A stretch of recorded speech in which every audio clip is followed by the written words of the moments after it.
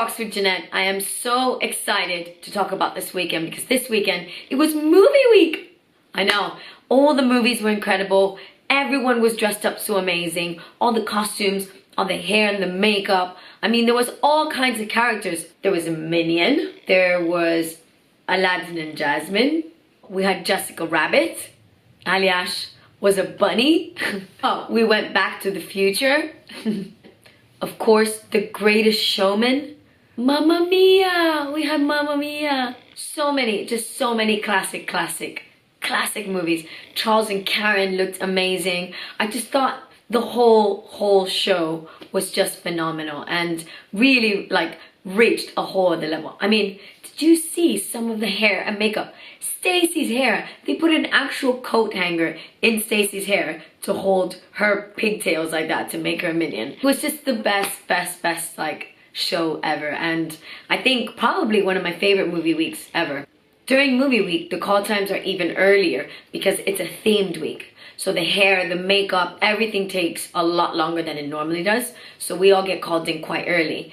Instead of sitting about 1 hour in hair and 1 hour in makeup, it's more like an hour and a half in hair and then an hour in makeup, or vice versa, because they just go so big and grand. And the costumes as well, they just really try and emulate and recreate all the favorite and best movies that they're going to be portraying on the night. But seriously, movie week is probably after Blackpool, because Blackpool is my birthday. After Blackpool, I think movie week is definitely my favorite week on the show.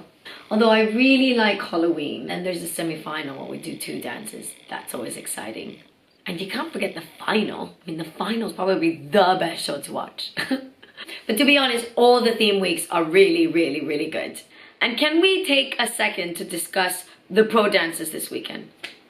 Harry Potter and singing in the actual rain. Let's start with Harry Potter. For starters, we went to Harry Potter World to film that pro dance. And it was so cool because we had to go into it after the park closed. So we were filming until about 3 o'clock in the morning.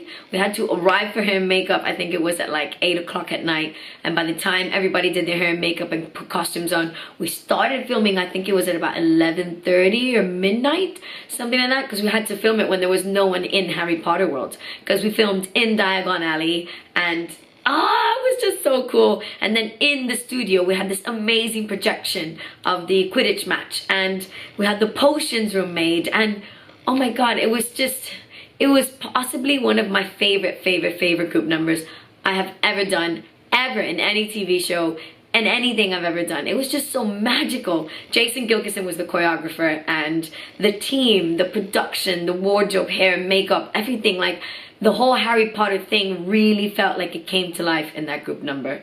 I loved it. I loved it. Do I have a wand now? Oh, I did get to keep a wand. And then there's the singing in the rain dance. Now that one was choreographed by Nathan Clark, and for that one, it was really crazy. They had to make an actual pool that was inside the Strictly studio, and they also had this massive ring of rain that had to fall on top of us as well, so we were actually dancing in the rain. And oh my God, it was so cool to just dance and get wet and not care about hair and makeup and just like dance in the water. Oh my God, we had the best time filming that one as well. Again, another phenomenal routine. I think possibly one of the best weekends when it comes to Strictly Come Dancing professionals numbers. Although this year, the professional dancers have been by far above and beyond what they have ever been. I mean, if you think about it, the opening with Nile Rodgers and Chic. Then we did that gorgeous number in the fountains in Somerset House, and then with water fountains coming up in the studio, and then we did the beautiful tango with the boxes and with the girls and the boys and the boys and the whole thing. It was such an incredible routine, so powerful. And then now this weekend we do Harry Potter and singing in the rain. This is one happy pro. I loved the group numbers. Hello, so we are filming here. Whoa, it's Diagon Alley. Look at that. Guys, dreams come true. They really do.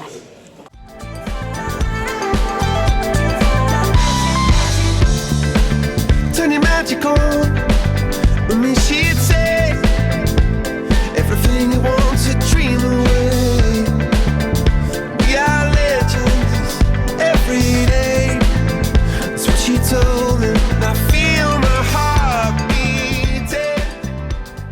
So, Ranj and I were Princess Aladdin and Prince Ali of Agrabah. Is it Agrabah? Is it Agrabah?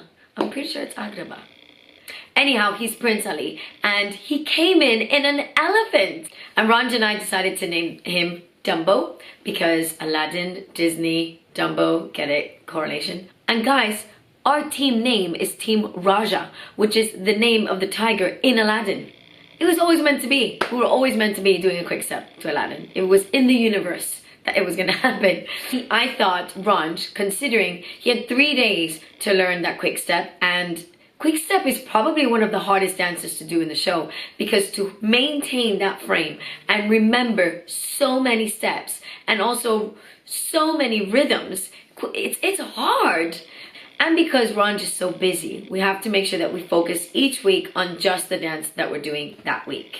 I thought Ranj, seriously, for 3 days he had to learn that Quickstep, did a brilliant job. Unfortunately, Craig didn't really like it, but the other judges were really nice about it. Was it undermarked? I think so, just a little bit, but hey, that's the way the cookie crumbles. That's how the judges felt about it, and that's the scores that we were given. I just know that the first thing that I asked Ranj, after we got scored, after everything happened and we came off the stage, the first thing I asked him was, did you enjoy doing it? And he looked at me and he went, actually, I really did. So for me, that was mission 100% accomplished. I always want him to feel that he worked really hard and that he worked his absolute best throughout the week and then delivered his absolute best on the night. What more can you ask for? If the judges love it, if the judges don't love it, it's kind of out of our hands at that point, because we know that we've worked as hard as we possibly can to make the best possible Quickstep that we can on that week. Also, we had the most amazing VT this week. So because it was movie week and we were doing Aladdin, we got to go and see the cast of Aladdin playing in the West End. We got to meet them. We got to walk in the theater. We got to meet the guy and the lady that play Aladdin and Jasmine, Matt and Jade. They're phenomenal. Some of the dancers as well. And it was the most exciting afternoon I've had in a long time. I mean, and then Ranj dressed up as Prince Ali. They put him in the actual Prince Ali outfit, and he was brought out by the dancers and the girls with fabrics and it was amazing. And he looked like he was in cloud 79. He was so happy. And oh my gosh, I mean, I know he smiles a lot,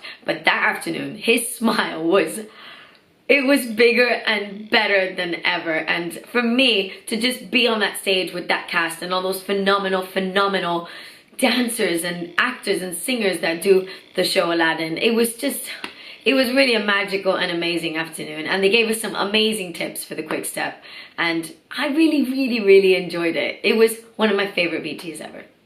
And there was something that Matt, he's the gentleman that plays Aladdin, said, and Jade agreed. And to be honest, I really agree, but it was nice to hear someone else's thoughts on it. He said to Ranj that one of the best tips he could give him about nerves, because a lot of people get nervous right before they perform, and if you're one of them, I think you should pay attention to this little piece of advice too. And Matt just said to Ranj, do you know what? If you really believe in the story, if you really believe in the music or in the song, if you really believe in what you're doing and really let your whole mind, body and soul get lost in that, in what the artistic expression is that you're trying to give, what is it that you're trying to say through your singing or your acting or your dancing, and if you really delve into that and get lost in that, you forget that there's people even watching you. And then you deliver a performance that comes from such a real and honest place that it could be magical. To be lost in a moment is magical. And that's how I feel every time that I dance. I feel like I'm completely lost in a moment and completely lost in the music.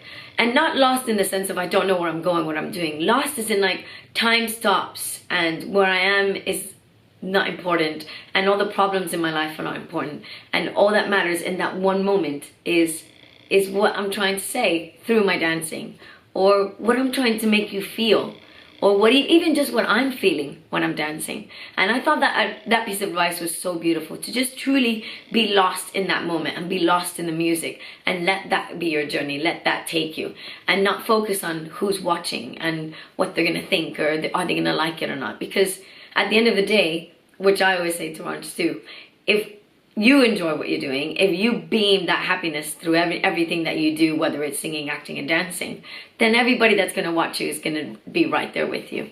And I thought that was really, really good advice. Feel my heart beating. I feel my heart beneath my skin. I feel my heart beating. You make me feel like I'm alive again.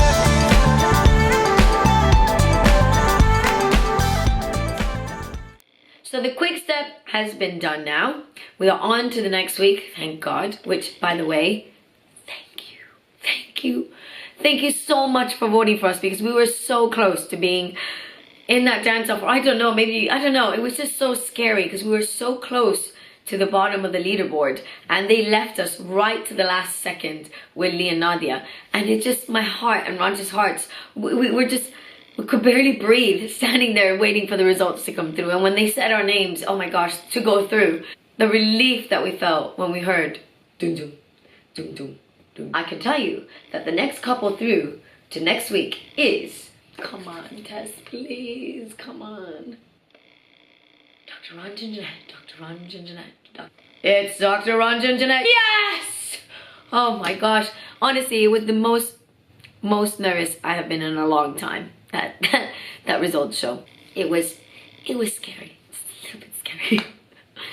But anyhow, we are now on to week 4, and we are doing the Paso Doble. Oh, it's actually Ranj's favorite dance, and it's one of my favorite dances. It's so dramatic, and I like it because we're going to see a very different side of Ranj. Now we're going to see a very strong, powerful matador.